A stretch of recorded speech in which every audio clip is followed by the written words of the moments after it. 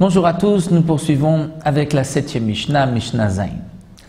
La Mishnah nous rapporte ici une marloquette entre Beth Shammai et Beth Hillel concernant Mishaya Rosho Verubo Basuka. Celui qui est assis, sa tête et la majorité de son corps dans la souka, c'est-à-dire lui essentiellement est dans la souka, Veshulchano Betoch Habayit. Mais sa table se trouve dans la maison. Il a une souka qui n'est pas très grande, ou même si elle est grande, mais il met sa table au bord de la souka, c'est-à-dire dans sa maison, et il veut bien sûr manger dans la souka.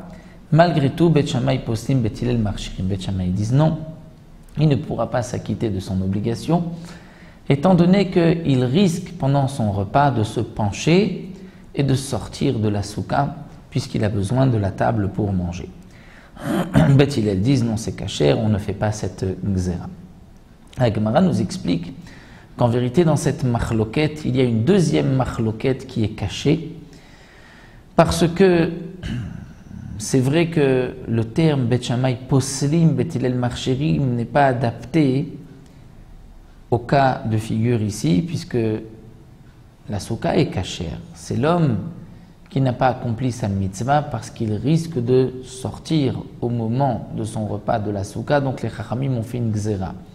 Donc on aurait dû dire, est-ce que yatsa ou lo yatsa, est-ce qu'il s'est acquitté ou pas?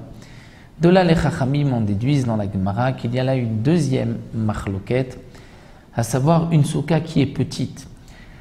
Comme nous l'avons vu, la souka n'est cachère que si elle peut contenir rosho, rubo, veshulchano, c'est-à-dire la tête, la majorité du corps et une table. Une petite table, ce qui correspond à 7 tfachim sur 7 tfachim, environ 70 cm sur 70 cm, c'est le shiur minimum pour la souka.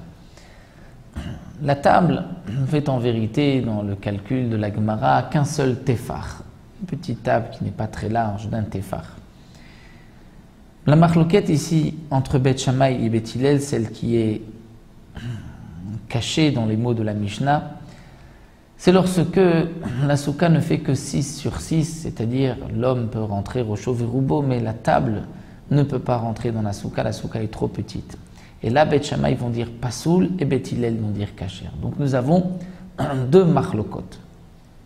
Une petite souka qui fait moins que 7 sur 7, elle fait 6 sur 6. L'homme peut rentrer, lui, au choverubo, mais la table ne peut pas pénétrer. D'après Beth Shammai, c'est pasoul, d'après Beth Hillel, c'est kasher. Et sur ce point-là, la halacha est comme Beth Shammai. Donc c'est pour cela que la souka doit faire au moins 7 sur 7. Même si la souka est très longue, mais dans largeur, il faut qu'elle fasse au moins 7 tfachim. Deuxième marloquette, c'est lorsque nous avons une grande souka et que un homme est assis au bord de la souka et la table se trouve dans la maison. La Beth Shammai nous disent, on va interdire gzera de peur qu'il va rentrer au milieu de son repas dans la maison. Amrou lahem Beth Hillel, Beth Shammai, Beth Hillel me dit à Beth Shammai, mais pourtant, Maaseh Shavru Zikne Beth Shammai, Zikne Beth Hillel, c'est le cas où les sages de Beth Shammai et de Beth Hillel ont été les vaquers rendre visite à Rabbi Yochanan ben Achorani. Et Metsaou, ils l'ont trouvé chez Aya Yoshev Rosho Verubo Basuka. Il avait donc la table que nous allons voir dans la maison, lui était assis, Rosho Verubo Basuka, c'est-à-dire sa tête, la majorité de son corps dans la souka, mais la table se trouvait dans la maison. Velo Amrolo Davar, ils n'ont rien dit. Donc Beth Hillel vient de là apporter une preuve que Rabbi Yochanan ben Achorani a accompli la mitzvah, bien que la table n'était pas dans la souka. Donc on voit qu'on accomplit la mitzvah. Donc c'est une preuve aux paroles de Beth Hillel. Amroulahem Beth Shammai, Beth Shammai ne répondit pas du tout. Misham Reaya, de là-bas vous apportez une preuve. Afem Ambroulo.